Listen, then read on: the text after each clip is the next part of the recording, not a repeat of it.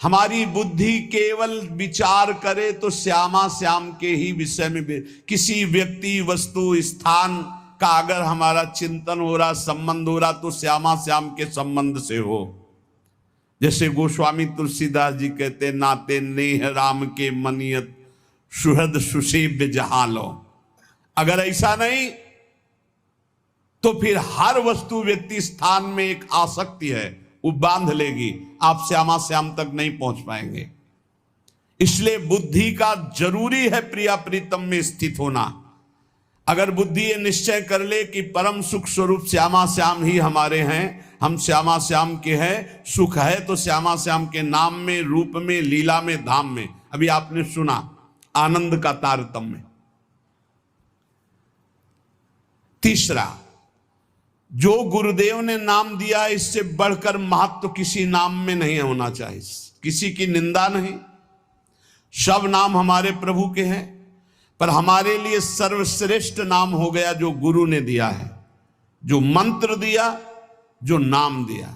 जब सप्तऋषि जी आए, स्वप्न में नहीं, सीधे साक्षात आए पार्वती जी के पास और कहा, ये किसके लिए तपस्या कर रहे हो? महादेव जी के लिए। महादेव जी में क्या है, चलो हम तुम्हें भगवान नारायण को पति रूप में, भगवान विष्णु वैकुंठाधिपति, अपार वैभव, उनको। तो जो माता जी ने बात कही पार्वती मैया ने, वही बात पकड़नी है।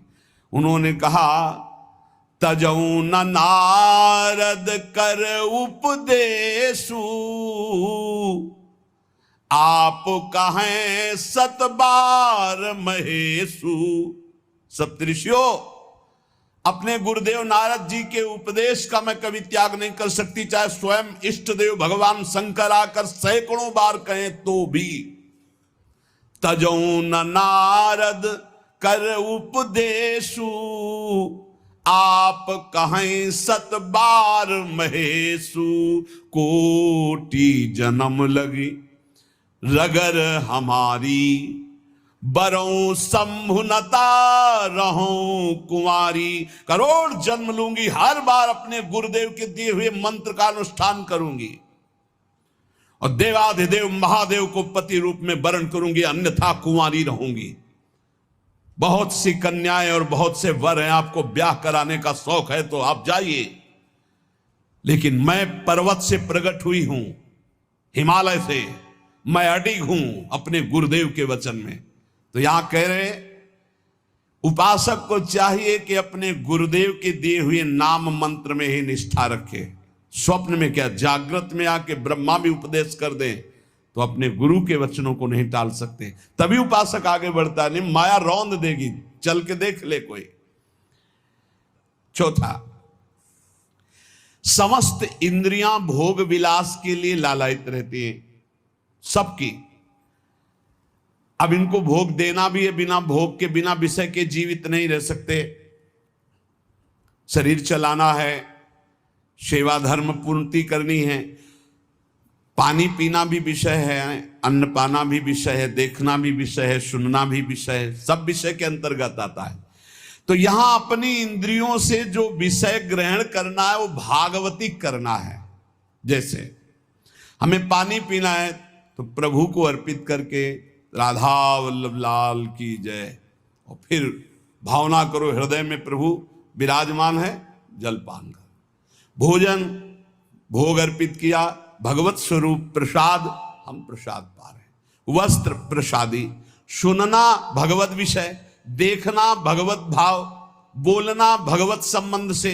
हर इंद्रियों के विषय को हमें भगवत संबंध से युक्त कर लेना है। यदि भगवत प्राप्ति करनी है, भगवत प्रेम प्राप्त करना है, तो पहला चरम लक्ष्य, मुझे इसी जन्म में भगवत प्राप्ति करनी, भगवत प्रेम प्राप्त करना है। दूसरा, बुद्धि का पूर्ण समर्पण अपने आराध्य देव श्यामा श्याम में। तीसरा, गुरु प्रदत्त नाम रूप लीला गुण सेवा उपासना सांगोपांग गुरु प्रदत्त। चौथा, समस्त इंद्रियां भगवत संबंध से युक्त। जब हम स्वसुख वांछा से युक्त होकर कोई भी विषय सेवन करते हैं, वो भगवत विमुख हो जाता है। जैसे हम कोई सूंघा वस्तु और वो प्रभु के संबंध से युक्त नहीं, ये स्वसुख वांछा से युक्त सूंघना ये बंधन कारक हो गया। ये राधा वल्लभ लाल जी का प्रसादी इत्र, अच्छा फूहा, कितना अब ये भक्ति वर्धक होगा, पाप नाशक होगा और आपके हृदय में आह्लाद। कोई भी क्रिया भगवत विमुख नहीं होनी चाहिए। हमारी प्रत्येक चेष्टा भगवत संबंध के लिए है। हमारा शौच स्नान भी भगवत संबंध के लिए, जैसे हम पात्र मार्जन करते हैं ऐसे हम लघु शंका शौच आदि से निवृत्त होकर पवित्र होकर अपने प्रभु की सेवा, प्रभु के सुमिरन में, वो भी भजन का एक अंग है। समस्त इंद्रियां सदा सर्वदा केवल भगवत विषयों के संबंध में ही रहे, सो सुख वांछा में न रहे। पांचवा, जीव का चिंतन प्रत्येक क्षण पदार्थ, व्यक्ति, परिस्थिति, विचार, भोगों के, क्रियाओं के, संबंधियों के, जहां जहां जाए वहां से हटाकर अपने लक्ष्य श्यामा श्याम में लगाओ, या जहां जहां जाए वहां प्रिया प्रीतम की भावना करो।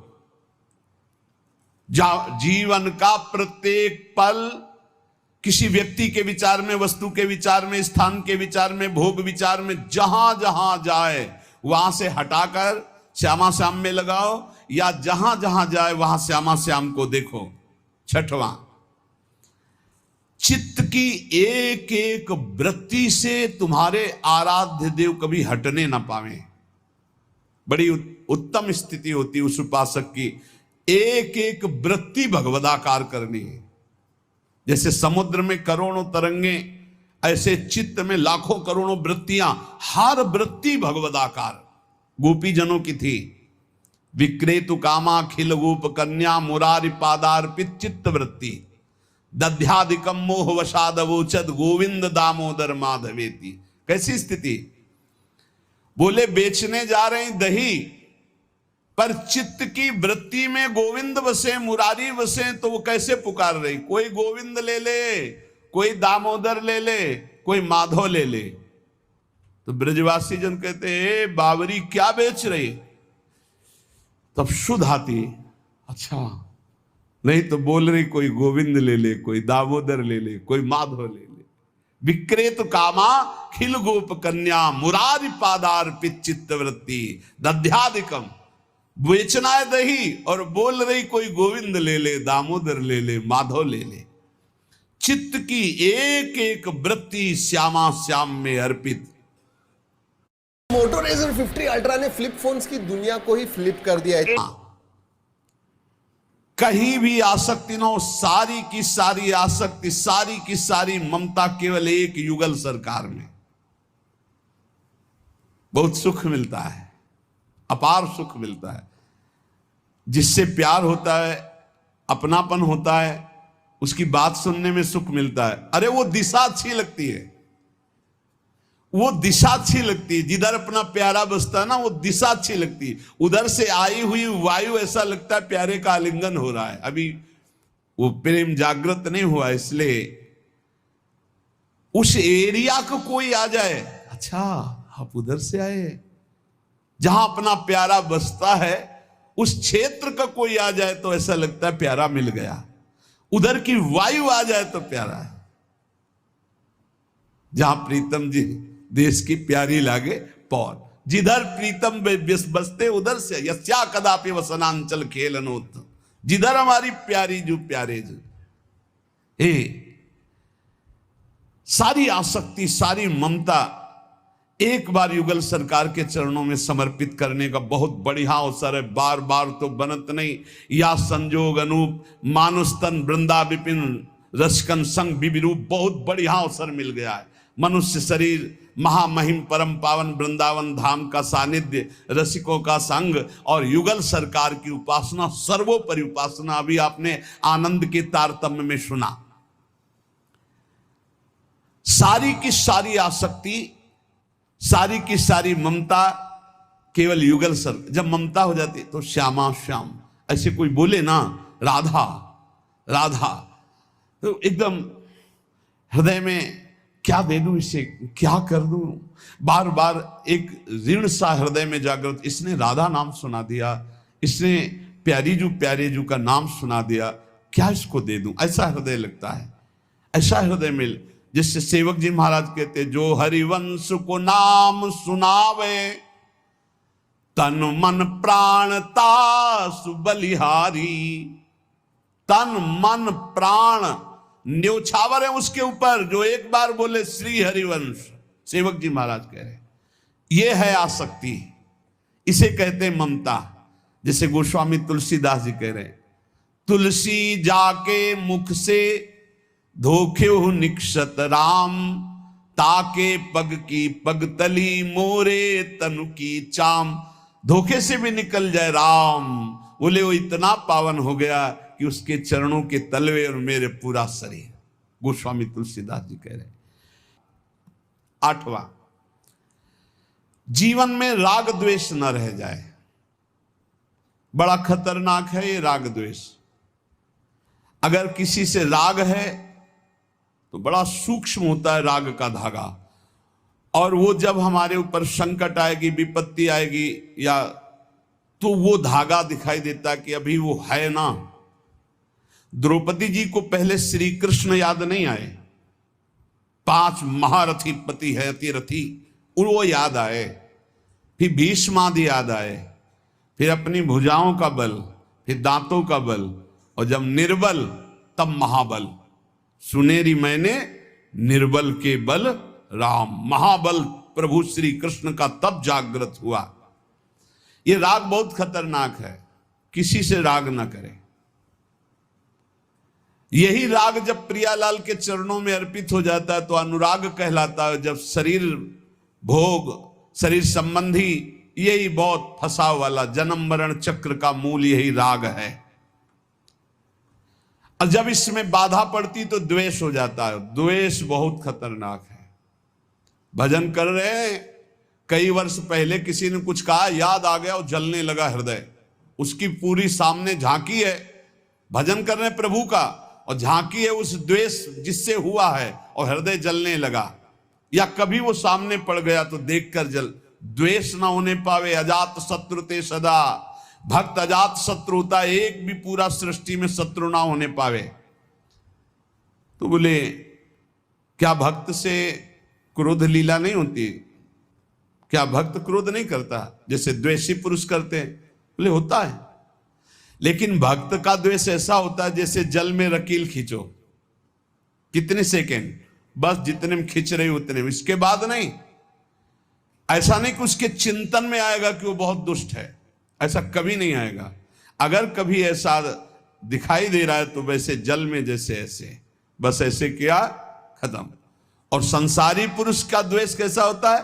पत्थर की रकील खींच दो तो बनी की बनी, और वो जल की रकील, जल में ऐसे रकील खींचो, 1 सेकेंड में खत्म। ऐसे भक्त का आवेश होता है। कोई धर्म विरुद्ध या इष्ट विरुद्ध या ऐसा तो एकदम वो आवेश दिखाई देगा, लेकिन उसी क्षण वो तत्काल बिल्कुल द्वेष किंचन मात्र नहीं, किंचन मात्र मंगल की भावना नहीं। अगर राग द्वेष है तो फिर वो भक्त कैसा? जीवन में राग द्वेष न रहने पावे, किसी से राग नहीं, किसी से द्वेष नहीं। इसी 8वें पंक्ति में 3 बातें। पहला राग द्वेष रही, दूसरा भोग ममता कामना का जो विषय है वो इष्ट चिंतन और धर्म शास्त्र संबद्ध, तीसरा मद अभिमान नहीं आना चाहिए। भक्ति में भी अभिमान जागृत हो जाता है। सामने वाला ऐसा है, सामने वाला ऐसा है, जहां पर दोष दर्शन होने लगे वहां जान लेना अभिमान आ गया है। बिना गुणाभिमान हुए दूसरे में दोष दर्शन नहीं हो सकता। अभिमान की पहचान दूसरों में दोष दर्शन, अपने में गुण का भाव, गुण का आरोप, अपने में गुण का अभिमान, दूसरे में दोष दर्शन, ये पतन का लक्षण है, सिर्फ पतन का लक्षण।